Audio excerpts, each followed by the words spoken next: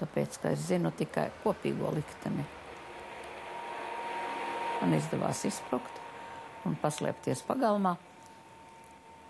Un pēc kāda brīža es redzēju caur vārtiem, varēja redzēt, ka manu vīru aizved projām, kaut gan mani neatrada, un viņam tā arī nevarēja pierādīt līdz pašam galam, ka viņš ir slēpis savu ebreju sievu. Jo viņu apsūdzēja, ka viņš slēpa savu ebreju sievu. Man bija viens cilvēks, tā sakot, tā kā sargeņģers atsūtīts, un tā bija Emīlija Gajevska, jo vēlāk nāca laiks, kad man vajadzēja klīst no vienas mājas uz otru. Un ja nebūtu kāds bijis, kas man to visu nokārtoja un mani veda, tad es nebūtu to paveicis. Es nebūtu dzīva šodien bez Emīlijas.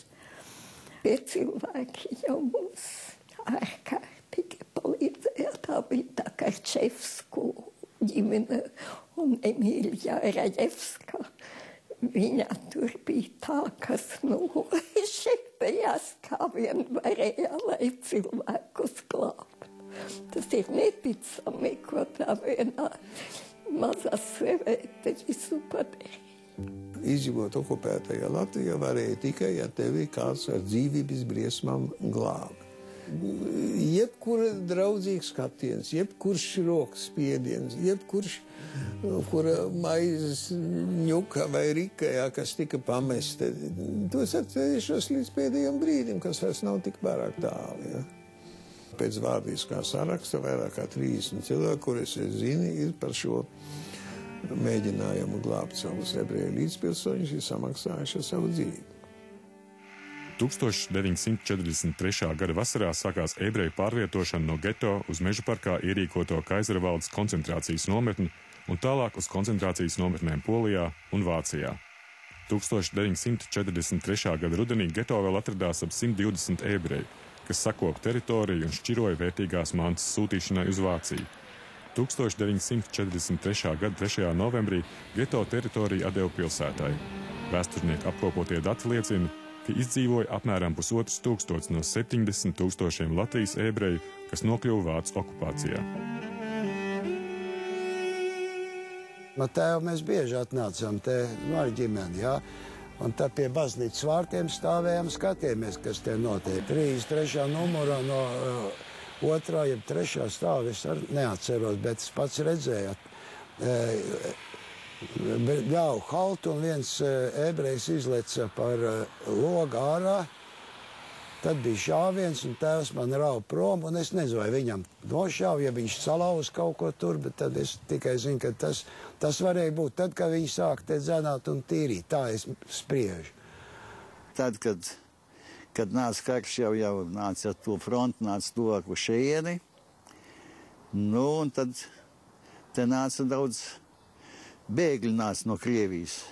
Un šī te bija pats geto, bija tukšā, te visi jau vācās iekšā. Un tās nodomāja, ka vajag tikt savā dzīvoklī kaut.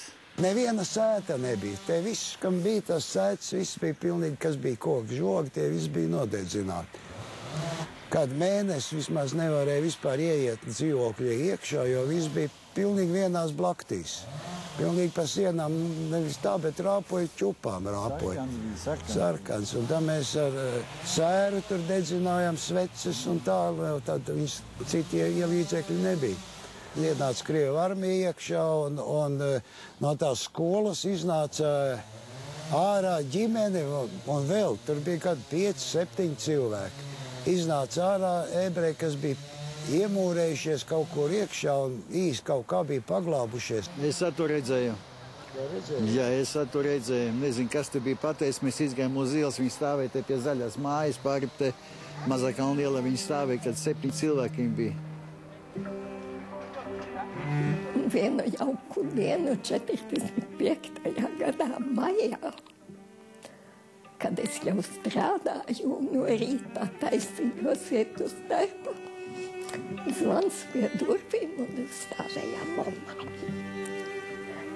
Tādā sarkanā jaciņā, tu esi ļoti labi.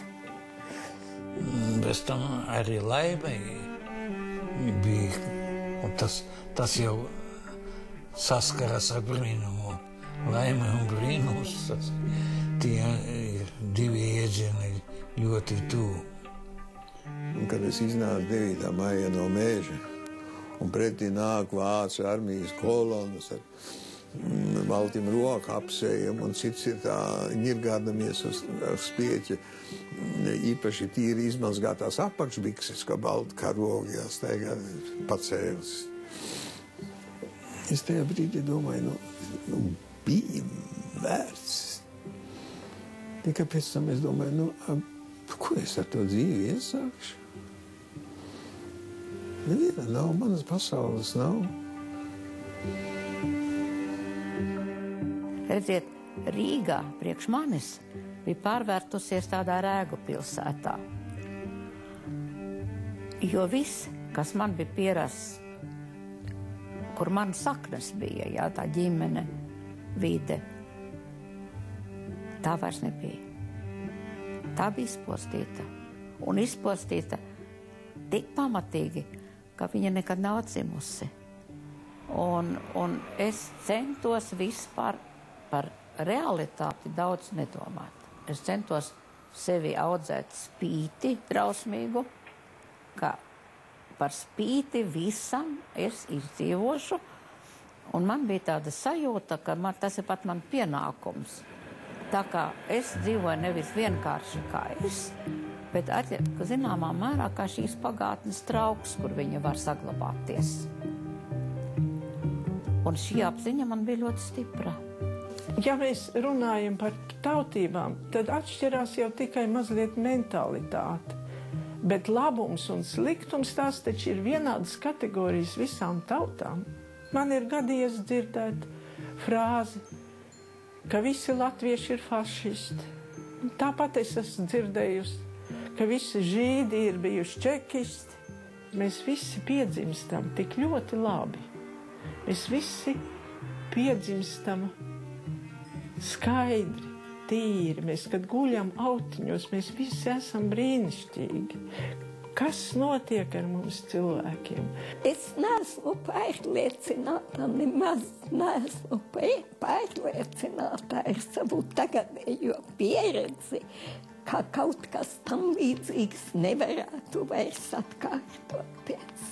Es nerunāju par mums, es runāju par cilvēkiem vispār. Un mēs jau zinām, ka tagad šur tur vienmēr kaut kas līdzīgs arī gadās.